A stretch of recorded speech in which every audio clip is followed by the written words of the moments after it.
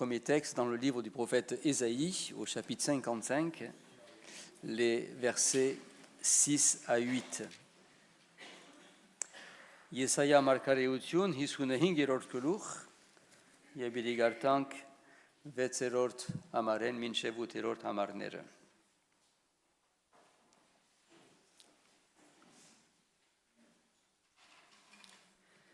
Cherchez l'Éternel pendant qu'il se trouve. Invoquez-le tandis qu'il est prêt. Que le méchant abandonne sa voie et l'homme d'iniquité ses pensées. Qu'il retourne à l'Éternel qui aura pitié de lui, à notre Dieu qui ne se lasse pas de pardonner. Car mes pensées ne sont pas vos pensées et vos voies ne sont pas mes voies, dit l'Éternel. Autant les cieux sont élevés au-dessus de la terre, autant mes voies sont élevées au-dessus de vos voies et mes pensées au-dessus de vos pensées. Et nous lirons également dans l'évangile de Jean, au chapitre 1er, nous lirons les versets 29 à 34. Ovannu avedaran arachin kelur yebidigartank que ça ne inerort amaren minchebiere sunucherort amarnere.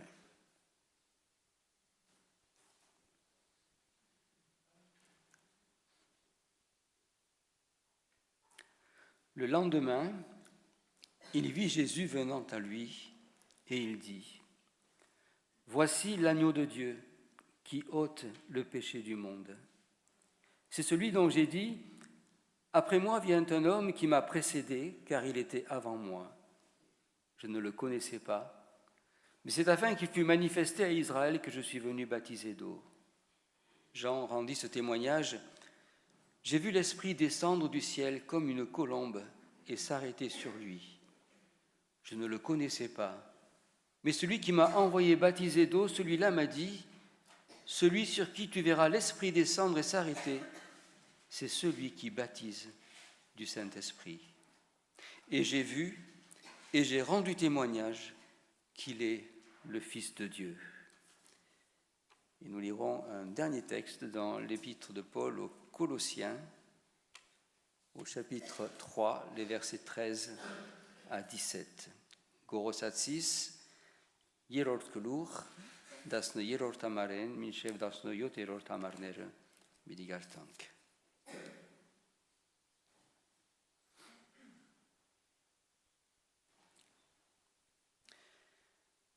Supportez-vous les uns les autres, et si l'un a sujet de se plaindre de l'autre, pardonnez-vous réciproquement.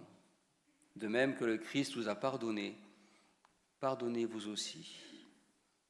Mais par-dessus toutes ces choses, revêtez-vous de la charité, qui est le lien de la perfection.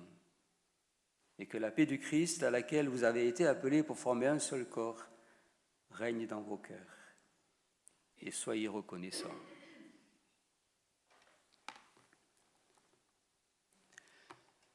Voici l'agneau de Dieu qui ôte le péché du monde. Le pardon, être pardonné, pardonner. Le pardon, une puissance qui libère. C'est le titre d'un ouvrage d'un pasteur que l'on connaît, pasteur arménien qui s'appelle le pasteur Hatsakordian, qui a écrit cet ouvrage il y a quelque temps déjà. Le pardon, une puissance qui libère. Et si le pardon était la clé de la liberté, ou la clé pour résoudre les conflits, notre monde en aurait bien besoin actuellement, malheureusement.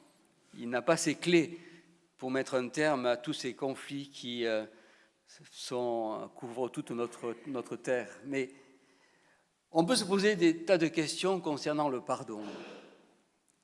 Peut-on pardonner sans oublier ?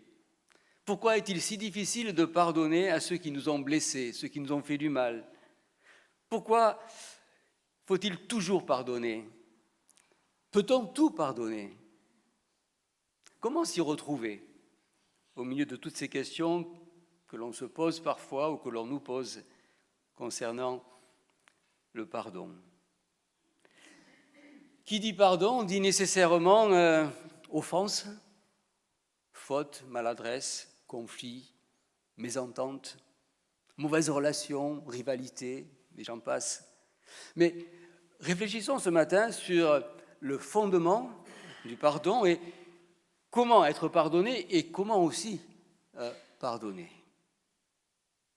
Car si l'on en croit tout ce qui est écrit à ce sujet, le pardon est réellement un acte qui libère et qui bénit. Voici l'agneau de Dieu qui ôte le péché du monde. Cette parole de Jean-Baptiste, il me semble, résume à elle seule la bonne nouvelle de l'Évangile et le fondement du pardon de Dieu. Dans la Bible, on le voit, Dieu se présente toujours comme un Dieu qui pardonne. Même un Dieu, comme dit Isaïe, un Dieu qui ne se lasse pas de pardonner. On le voit dès les origines, dès la chute, on voit bien que c'est encore Dieu qui va chercher Adam et Ève. C'est encore lui qui va vers eux alors qu'ils ont commis une faute. Et c'est encore Dieu qui va leur pardonner alors qu'il a été offensé par leur désobéissance. Certes, Dieu va punir, mais Dieu va pardonner aussi. Et toute l'histoire du peuple de Dieu dans le Premier Testament est toute une suite d'offenses que l'on fait à Dieu et de pardon que Dieu accorde. C'est sans arrêt. Et dans le Second Testament, avec Jésus-Christ, c'est là où on voit une autre dimension de la grandeur du pardon de Dieu en Jésus-Christ. Jean-Baptiste nous présente Jésus comme celui qui enlève le péché du monde par son sacrifice à la croix, une fois pour toutes et pour tous. C'est ça l'Évangile. C'est ça la bonne nouvelle de l'Évangile. Et c'est pour cela que Jésus est venu dans le monde. On peut dire que le sacrifice de Jésus est le fondement du pardon de Dieu pour toutes les offenses du monde entier. C'est ce sacrifice qui enlève et qui annule toute condamnation. Parce que Dieu est capable, il a cette capacité de tout effacer, il a cette capacité aussi même d'oublier, et il le dit par moments, d'oublier même l'offense qu'on lui fait. Il n'y pense plus, il efface, ça n'existe plus. On peut dire que pour Dieu, rien n'est impardonnable. Rien n'est impardonnable sauf, vous allez certainement dire, ceux qui sont habitués à la parole de Dieu, sauf, vous allez dire, le péché contre le Saint-Esprit. Sauf, c'est-à-dire le refus de la grâce, le refus du pardon. Parce qu'un pardon, on peut l'accepter comme le refuser. Et le seul péché qui ne peut pas être pardonné, c'est celui qui refuse d'être pardonné. C'est tout. C'est aussi simple que cela. On le voit aussi, le pardon fonctionne aussi avec ce qu'on appelle la repentance. Le pardon, on pourrait dire qu'il est généreusement donné à tous, mais le pardon va prendre corps, va devenir une réalité dans le cœur de celui qui va accueillir ce pardon, qui va l'accueillir et pas n'importe comment. Et c'est parce que Jésus a été puni à notre place que Dieu accorde ce pardon, qu'il oublie la faute, qu'il oublie l'offense. Et sa seule condition, c'est la reconnaissance, l'acceptation qui libère de toute culpabilité et qui donne accès à la vie éternelle. Que le méchant abandonne sa voie. On le voit, le pardon de Dieu en Jésus-Christ nécessite non seulement un accueil, mais aussi un changement. Changement que l'on appelle la repentance. La repentance, ce n'est pas un gros mot. La repentance, c'est non seulement un mot, mais il ne faudrait pas qu'il soit seulement un mot. La repentance doit nécessairement s'accompagner de changements profonds, de changements de pensée, de changements d'attitude, que ce soit dans notre relation avec Dieu, que ce soit dans notre relation les uns avec les autres, avec ceux que l'on a blessés peut-être, ou avec ceux qui nous ont fait du tort. C'est là que le pardon devient libérateur lorsque il y a un changement d'attitude en moi. S'il n'y a pas de changement en moi, la repentance n'est qu'une hypocrisie, n'est qu'un mot, tout simplement, qui ne produit aucun fruit. Et c'est dans ce changement que le pardon de Dieu va réellement devenir libérateur. Et c'est là seulement où je vais pouvoir recevoir cette paix dont il est question bien souvent dans la parole de Dieu, cette paix sur laquelle Jésus a dit « Je vous donne ma paix ». Je ne donne pas comme le monde donne, je donne ma paix. C'est quelque chose d'intérieur, de profond que Dieu veut nous donner lorsque réellement nous allons vers lui et nous acceptons de changer d'attitude, de changer de pensée, de changer de comportement. C'est là que le pardon prend toute sa place. C'est dans ce sens que Jean-Baptiste disait à ceux qui venaient vers lui, « Produisez donc des fruits dignes de la repentance ». C'est-à-dire, changez de comportement. Il ne suffit pas de venir vers moi pour vous faire baptiser, pour que vous soyez changés. C'est vous qui devez changer de comportement. Et moi, je vous donnerai ma paix. Il en va de même aussi de nos relations les uns avec les autres. Dans nos relations sociales, nos relations de travail, relations de couple, de famille, comme dans l'Église. C'est toujours le changement d'attitude qui permet la restauration, qui libère. C'est ce que Jésus est venu accomplir quand il dit qu'il a ôté le péché du monde entier. Il pardonne et nous donne cette paix par son pardon. Mais nous ne pouvons pas parler du pardon sans aller jusqu'à un troisième point qui peut-être nous semble bien souvent le plus compliqué et le plus difficile. Et pourtant, là aussi, il est important d'y réfléchir.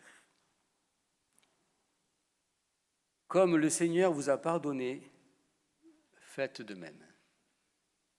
Aïe, c'est compliqué, n'est-ce pas? Qui n'a jamais eu dans sa vie une difficulté à pardonner? À pardonner, mais vraiment, pas du bout des lèvres. Qui n'a jamais eu de difficulté à pardonner lorsqu'il a été blessé? Et c'est pourtant sur la base de son pardon et de ce pardon parfait que la parole de Dieu nous demande, nous aussi, de le faire. Je pense que, comme moi, chaque fois que vous récitez la prière du Notre Père, vous y pensez.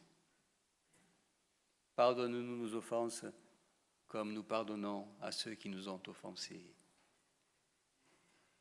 Et si Dieu nous pardonnait comme nous on pardonne aux autres, c'est-à-dire du bout des lèvres. Ce n'est heureusement pas le cas.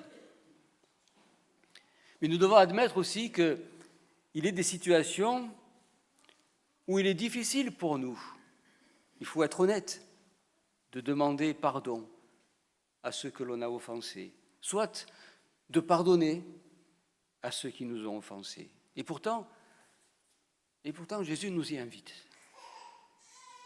Pour que nous soyons libérés, il faut passer par là bien souvent, si nous voulons restaurer les relations. Parce qu'on le sait tous, on l'a pratiquement tous vécu, j'en suis persuadé, le refus de pardonner nourrit en nous toutes sortes de sentiments, d'émotions, toutes sortes d'amertume, de rejet, parfois de victimisation, de malaise. Et parfois même, cela va jusqu'à affecter notre relation avec Dieu. Et il me semble que nous sommes invités à être généreux en pardon, et si le Seigneur nous invite à l'être, c'est pour notre bien, d'abord. C'est pour que nous soyons réellement libérés de tout ce qui peut empoisonner nos vies. Et c'est là que, oui, le pardon est la clé. Le pardon est la clé qui restaure les relations abîmées, qui redonne vie. Et il me semble que c'est là où nous avons réellement besoin de l'aide et du secours de Dieu. De l'aide et du secours de l'Esprit Saint. Parce que il n'est pas toujours simple de pardonner. Il n'est pas toujours aisé d'aller demander pardon. Et pourtant.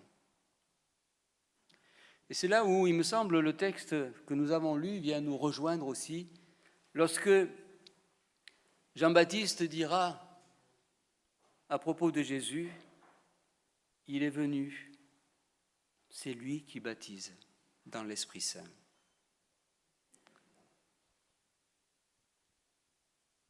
On dit beaucoup de choses, parfois sur le baptême de l'Esprit Saint. Pourtant, le baptême de l'Esprit Saint est là pour nous donner la force de faire ce que nous n'arrivons pas à faire humainement.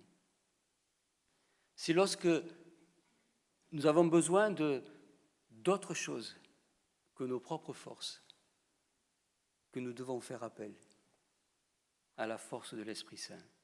C'est l'Esprit Saint qui peut réellement nous remplir de cet amour et je dirais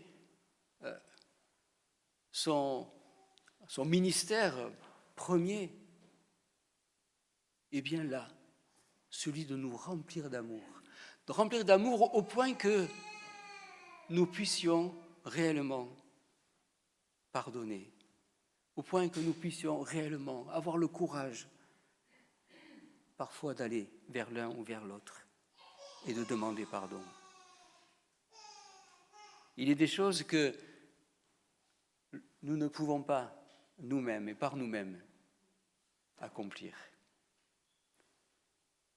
C'est dans le livre du prophète Zacharie où il est écrit que ce n'est ni par la puissance ni par la force, mais c'est par mon esprit, dit l'Éternel des armées.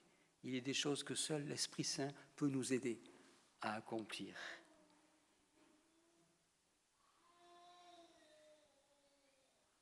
Et Jésus est venu dans ce monde, pas seulement pour nous sauver, mais il est venu dans ce monde aussi pour nous baptiser dans l'Esprit Saint. C'est-à-dire qu'il est venu aussi pour habiter en nous. Il ne faut jamais oublier cette vérité. C'est lui, Jésus, qui baptise dans l'Esprit Saint. N'hésitons pas à le demander dans nos prières. Ne nous privons pas de cette présence que Jésus a promis à tous ceux qui croiraient en lui. Ne nous en privons pas. Et dans les situations qui nous dépassent, n'hésitons pas à faire appel à lui. Voici l'agneau qui ôte le péché du monde. Jésus est cet agneau qui a été sacrifié pour ôter le péché du monde, pour annuler la condamnation qui pesait sur nous à cause de l'offense que nous faisons à Dieu chaque fois que nous désobéissons à sa parole. Désobéissance qui nous touche tous. Mais son sacrifice nous libère et par le pardon que Dieu nous accorde, nous sommes sans cesse libérés de toute culpabilité. Alors accueillons pleinement ce pardon avec reconnaissance. Et si nous l'accueillons pleinement avec reconnaissance, alors à ce moment-là aussi, apprenons ce qu'est la repentance, le changement de nos attitudes, de nos pensées. Et puis, apprenons aussi à pardonner aux autres, comme le Seigneur nous pardonne, c'est-à-dire en totalité, en oubliant même les torts que l'on nous a fait ou que l'on nous fait. Parce que c'est ainsi que Dieu nous pardonne. Et nous pouvons lui rendre grâce pour cela et pour cette paix qu'il nous donne, de nous savoir en lui totalement pardonner et sans cesse pardonner. Car il ne se lasse pas de nous pardonner. Et heureusement pour nous. Que Dieu bénisse sa parole.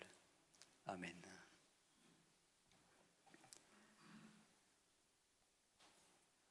Nous allons poursuivre par la lecture du texte de l'Évangile en arménien et puis aussi une méditation sur ce texte. Ովանու ավետարան առաջին գլուխ 29-րդ համարեն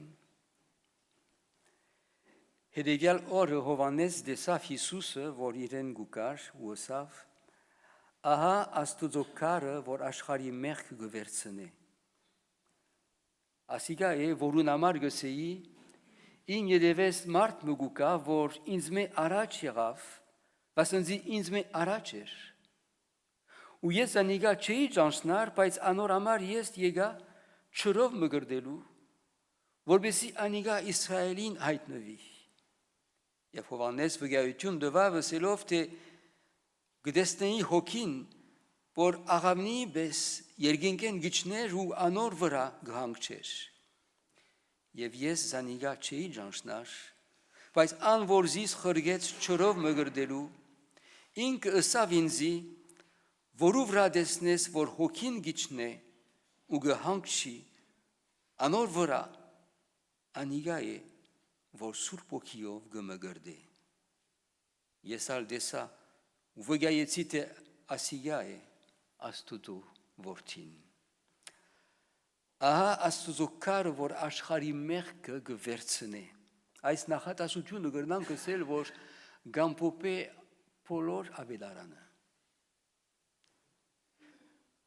Ոսկե տեսնենք, թե որչափ Քրիստոսի խաչերությունը աշխարհի մեղքը վերցուց, բոլոր աշխարհի մեղքը վերցուց։ Գնանք ասել, որ խաչը օրհնություն մնե, խաչը մեզ գենտանացնե։ Իսուս եղավ այս կարնուգը, ինչպես գարտացինք Սաղմոսի մեջ, Իսուս եղավ այս կարնուգը, որ իր կյանքը տվավ մեղքերու կավության համար եւ բոլոր աշխարհին համար։ Եվ Իսուսով է, որ մենք բոլորովին ազատված ենք մեղքեն եւ ազատ ենք մեղքեն։ Եվ Աստված Քրիստոսով գներե եւ գսե մեզի, թե ինչպես գներե։ Գրված է, թե Աստված արադաբես գներե։ Այսինքն Աստված երբեք չի ցանցանար ներելու։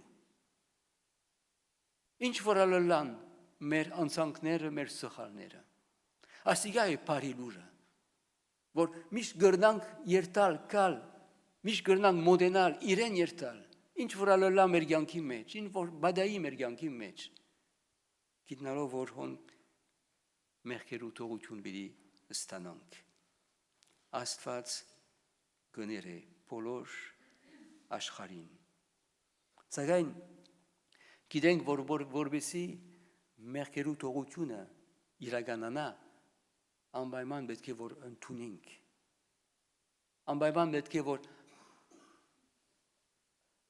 այս շնորհքը, որ մեզի դրված է, անպայման պետք է որ մենք մեր սրտերուն մեջ հավատքով ընդունենք։ Եթե ոչ,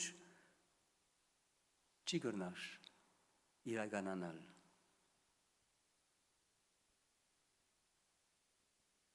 Եվ որպեսզի մեր ընդունելությունը մեր ապաշխարությունը իրականն լա, անպայման պետք է որ նայեր փոխվենք, մեր ապրելակերպը փոխենք։ Ոնի որ Եսայյան մարգարեն գսե, թող ամպարիշտը իր չար ջամփայեն դառնա։ Այսինքն չեն կրնար ապաշխարություն ունենալ առանց փոփոխություն ունենալ մեր սրտերուն մեջ, կարելի չէ։ Այսինքն գազավորություն է, միայն շրթունքներով ապաշխարություն մնե։ Սակայն ինչ որ Աստված կսպասե, ինչ որ Աստված գուզե մեզի համար, գուզե մեր բոլոր մեղքերը ներել եւ իր խաղաղությունը տնել մեր սրտերուն մեջ։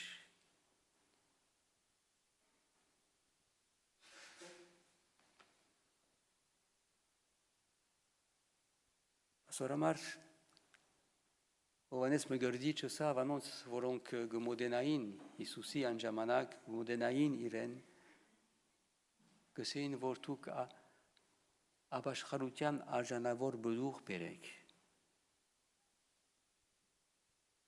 Մի գարզեք, որ պիտի գրնակ Աստված խապել, Աստված սրդի գնայի, գիտե մեր սիրտը։ Ուրեմն այսօր մասնավորապես Աստծու փառք դանք, որ Հիսուս եղավ այս կառնուկը, որ ամբողջ աշխարհի մեղքը վերցուց։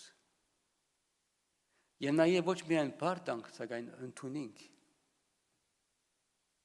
Եվ մեր կյանքերը փոխենք,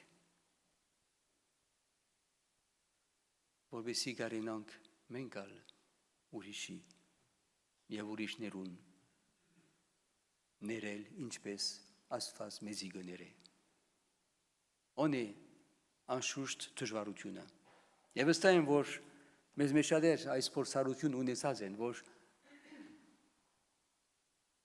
երբեմն ասած են այս բանին համար չեմ կրնար ներել։ Սակայն ոնի որ Աստված տվավ մեզի իր հոգին,